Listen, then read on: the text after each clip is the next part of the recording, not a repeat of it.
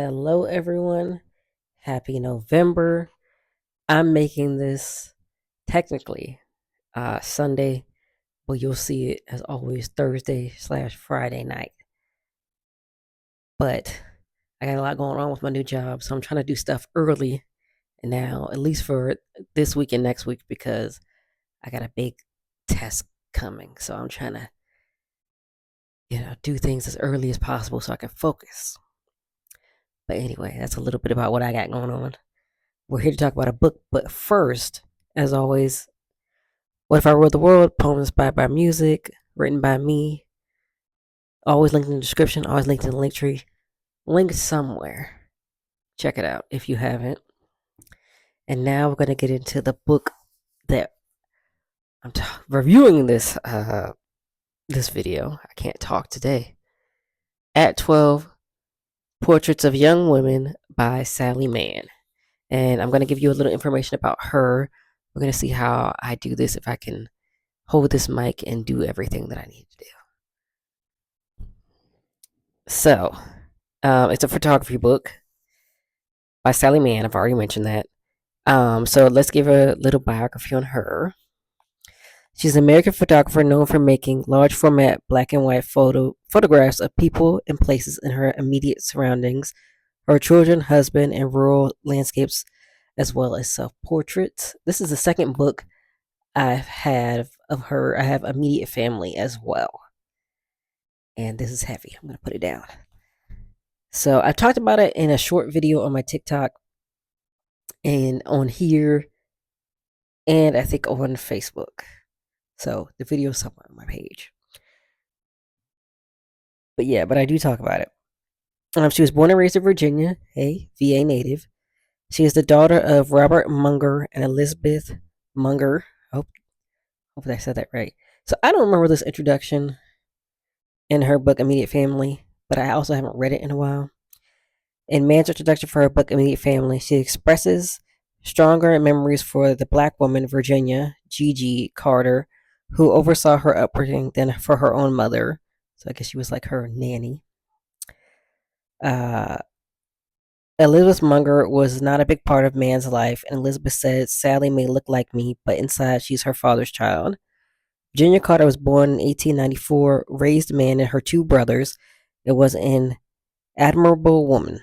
She left with 6 children in a public education system for which she pays taxes, but which forbade classes for black children beyond 7th grade, which is crazy. Gigi managed somehow to send each of them out of state boarding schools and ultimately college. She died in 1994, unfortunately. Sally Mann met her husband Larry Mann in 1969. And in 1970, they married. Larry Mann is an attorney. Before practicing law, he was a blacksmith. That's kind of an interesting jump of careers. But I feel like you could do that in the 90s. Now, you can't really do that too much. The couple lived together in their home, which they built on Sally Mann's. The couple lived together in their home, which was built on Sally Mann's family farm in Lexington, Virginia. I see these jokes all the time on TikTok when I see different like things you could do in Virginia, about how Virginia is so far from Virginia, but it really is. It's a lot going on in this state. Because I don't think I've ever been to Lexington, but I feel like I know the name. They have 3 children together. Emmett, born in 1979, he served a time in the Peace Corps. Unfortunately, he died by suicide in 2016 after battling schizophrenia following a life-threatening car collision. Jessie was born in 1981. She's an artist. And then Virginia, I'm assuming she's probably named after the other Virginia. Born in 1985, she also became a lawyer. Mann is passionate about endurance horse racing. In 2006, her Arabian horse ruptured an aneurysm while she was riding him, and in the horse's death throes, Mann was thrown to the ground and the horse rode over her, and the impact broke her back. That sounds painful. It took her 2 years to recover from the accident. During this time, she made a series of ambrotype self-portraits, so I'm guessing she just took pictures of herself. I would love to see that.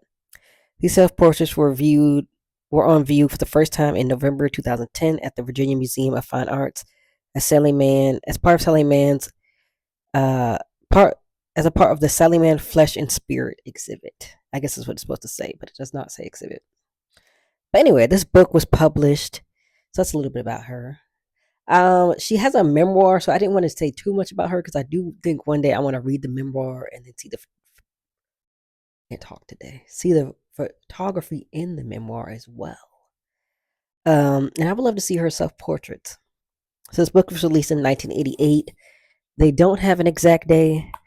That kind of annoys me when they don't. But yeah, 1988 was the original date. But I think this is a hardcover. I think this is a um reproduction. Maybe it's not like an original one. And it has a new introduction, which we would talk about. And it's not a good thing in my opinion for the new introduction. But yeah, but I got this on Amazon. If you get the reproduction one, it's cheaper.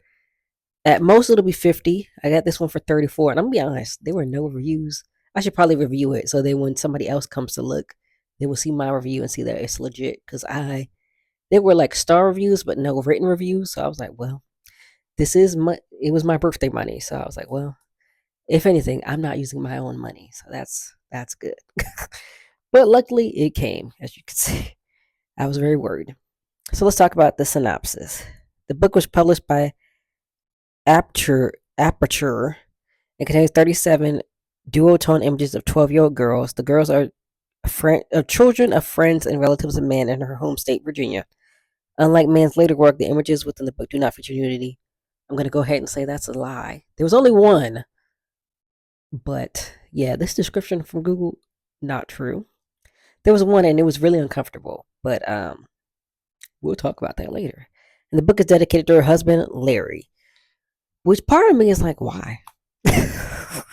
She was pregnant with her youngest child during this. And I don't know why she wouldn't dedicate this to like. Oh, she does dedicate it to her children as well. Um, I think this might be a later edition. She does dedicate it to her children as well. But that's kind of weird. You doing a book about young women dedicating it to a man? I don't know about that. But anyway, I'm gonna read another synopsis. It's from the app Storygraph, and it's basically a quote from I think it's from a newspaper or article. App 12 is a composite portrait that is both universal and intimately personal. As Ann Betty writes in her perspective introduction, these girls still exist in an innocent world in which a pose is only a pose. What adults make of that pose may be the issue. Sally Mann's work is a collection of major museums. Sally Mann's work is in major muse. Sally Mann's work is in the collections of major museums across the country. Haunting, black and white studies of children shown here as surprisingly central and often distant beings, the magical keepers of obscure, vaguely frightening secrets. Karen Lipson of Newsdays. I'm assuming that's a newspaper or news website. So, I talk about my pros and my cons and my overall opinion. So, of course, the photos are number one. And I'm going to talk about this one. This cover is really interesting because you don't see her, the little girl, but you see a picture of her. I think it was her grandma at 12, but that's also a broken photo. So it's like you don't even see the whole beings of either one of them. I thought that was an interesting symbolism, which I do talk about later. So I'm not going to talk about it too much now. Um,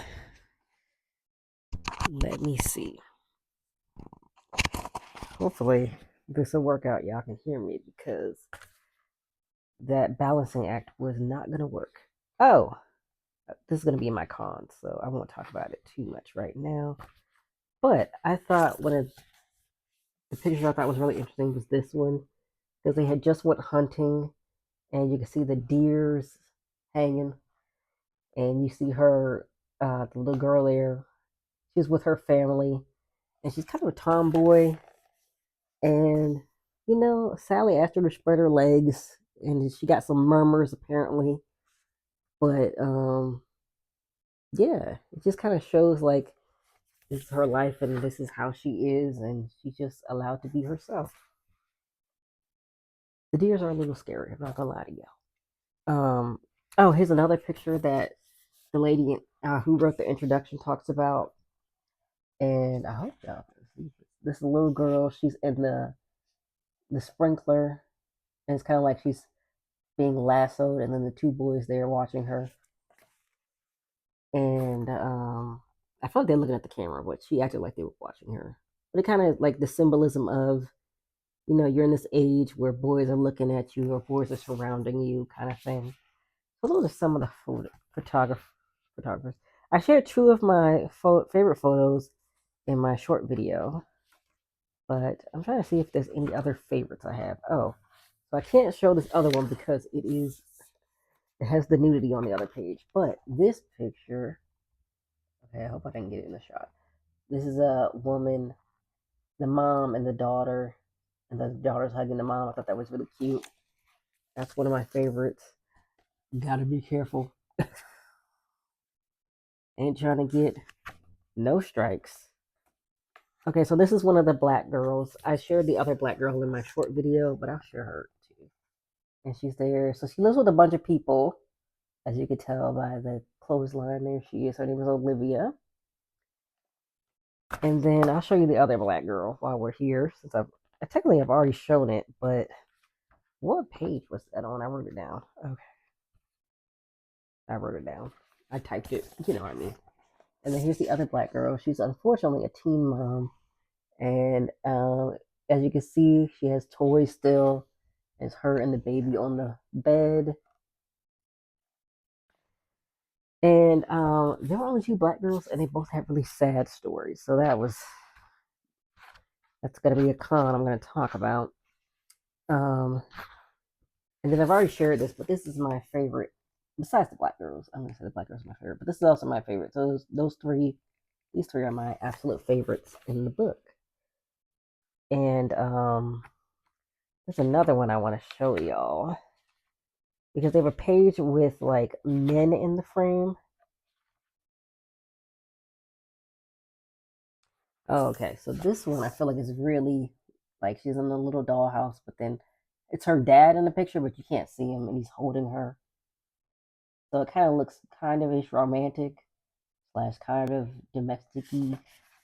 Um, and then here's the little girl with her dad, and she's sitting on his lap, and he's holding her too. So I feel like that was interesting to see like these little girls being held by men and kind of like not really their own people. I thought it was something interesting. And I love the description. So the next part, my next pro is the descriptions. And so she does talk about like um, some quotes and some things about the girls in the picture. Um, she says in this one, one with the girl, her dad's holding her. I'll read it. Lewis Carroll wrote that a girl of 12 is one whom no shadow of sin has fallen, but one who has been touched by the outermost fringe of the shadow of sorrow. That's really sad. As with many of these girls, this child's life has been touched by more than a penumbral fringe of sorrow. This picture of her and her father proved disturbingly prophetic, her eyes sublime foreboding. Repeatedly, I found girls like her who, despite the projective postures of that their parents and society assume, have already been shouldered with the weight of adult reality. So that's very intense. So yeah, so I do love the descriptions. Let me see. I'll keep my microphone up there for a second. And then, oh, I liked Sally Mann's prologue. So they have a new introduction, but they have her own prologue. Oh, and then let's show the picture of her at 12. That's Sally Mann at 12. That was cute. That her at 12 as well. And I liked her prologue, talking about her life and how she felt, where she grew up, where she lived, and like being around the people who she for like how she fought, being around the people that she photographer who she photographed. There we go. I cannot talk today, y'all. But they're basically friends, family, and they allowed her to be around their daughter. She would pick up some of them from school and be around with them. And so it was like a very tight knit community, and these people trusted her with their daughters. And I thought that was a cool story. It was also short, so I like that. Um, so those are my pros. Um, I do have more pros than cons, but I do have some cons. This jacket, I am gonna mess this jacket up. This is not lined right. But anyway. There's an introduction in this book. That's one of my first cons. And she is, hold on, who is it by? Annie and Betty.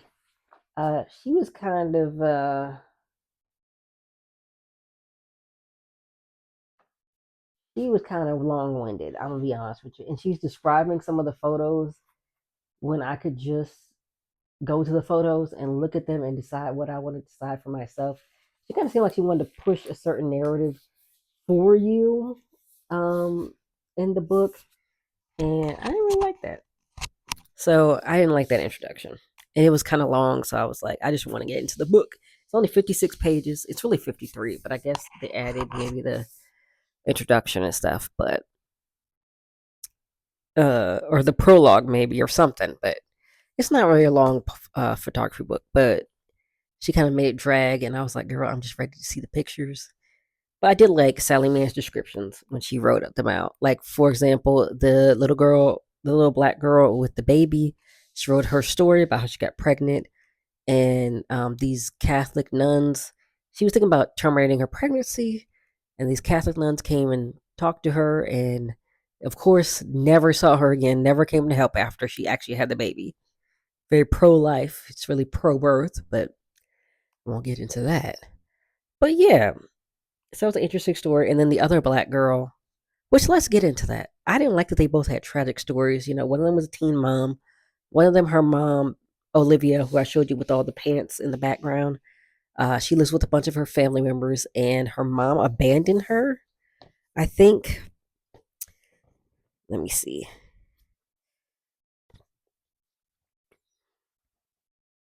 It was on page 46. Yeah,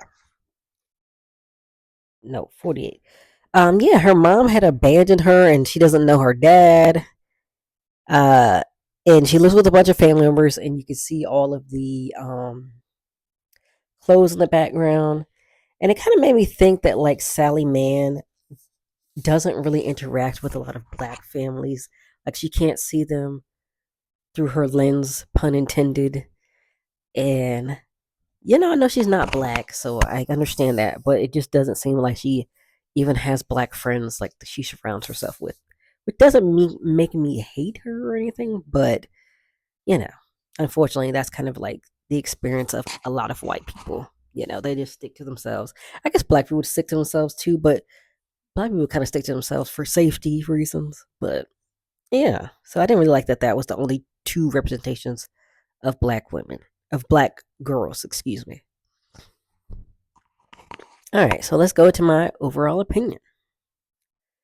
Um, I really love Sally Mann's photography in general, and have been wanting to read and look at this book for a while now. I love the symbolism you can take from these photos. I think the age right before becoming a preteen can be very daunting and exciting for little girls. I love how she captured that. Um, I will say I don't like the intro to this version of the book because, like I said, I think it's a reproduction.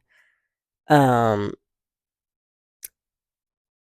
oh, I already kind of talked about this. And she kept describing the pictures, but I wanted to like see them for myself and get my own perspective, which she didn't really give you room to do that. I also didn't like there were only two black girls. Then on top of that, they had the saddest stories. It makes me think man's probably not around black people as much and views them through this tragic lens, pun intended, which I already said that already. But yeah, other than that, I still enjoyed the representation, enjoyed most of the photos. So I would give this book a 7 out of 10. Um, I've been wanting to read it for and look at it for a while, but I do feel like it's fine. It's not horrible, but I'm glad I've listened. I've looked at it and read it. I will honestly, if you cut out the introduction and have a few more black people a few more little black girls. I feel like it would have been a higher rating for me. But I do want to analyze the book overall. Uh, I think it gives a window into what it means to become a young lady. And from the front cover of not having the girl's face, and it's a broken picture of her grandma, it shows that girls and women are considered parts rather than whole beings, which is the picture I'm talking about. Again, I know I've already showed you. And it made me think that girls and women are only worth their parts that can be used and discarded, which is unfortunately very true. I think the pictures with men, especially, I think the pictures with men give off the vibe of ownership. I didn't word that right. But yeah, they give off the vibe of ownership.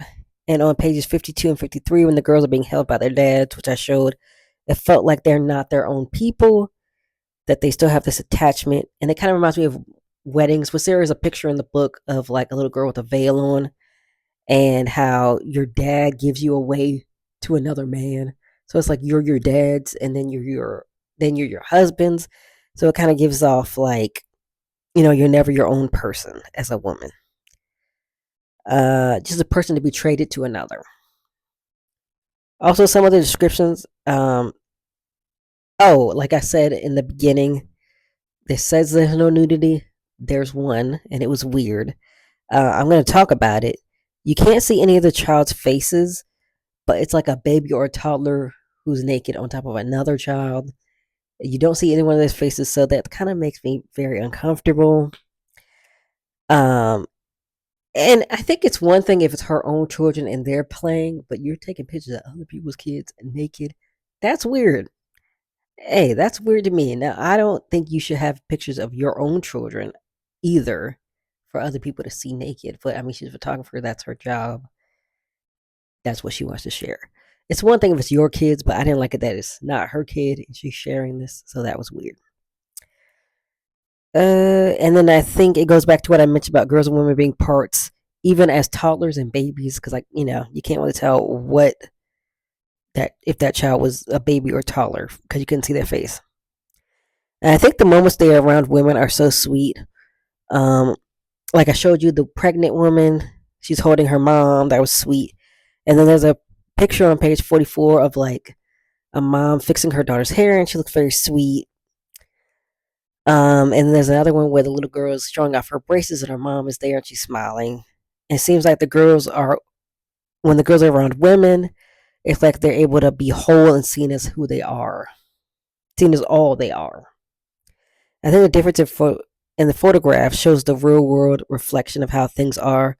Women let other girls and women be wholly themselves. I won't say star that not all women um, be wholly themselves, and with men, they are parts or possessed by the men that they're with, which happens a lot. And also, another asterisk, not all men, but majority. I feel like that's kind of the mindset. Like women get to be women with each other, and then men, they want to take possession of women and girls when they're around them. And it's just like the same saying where it's like women know having an abuse story or a sexual assault story, but men don't know anybody who's like that. But women have had those experiences. So it's like we're talking to each other, but men are not talking to each other for real. So yeah, that's what I thought of Sally Mann's At 12 Portraits of a Young Woman. Have you looked at this book? Have you read it? Let me know what your thoughts are. Will you look at it and read it? It does have parts you can read, but it does have a lot of parts you can read, but it also feels weird to say to read a photography book. But a lot of photography books actually have words in them, so yeah, read it. I would recommend it. I feel like it's a cool analysis of preteen, on the cusp of childhood and preteenhood, even though you're still a child. But now you're gonna have teen at the end of your age, so it's like a different era, you know. So yeah, let me know what your thoughts are. I will see you all next week.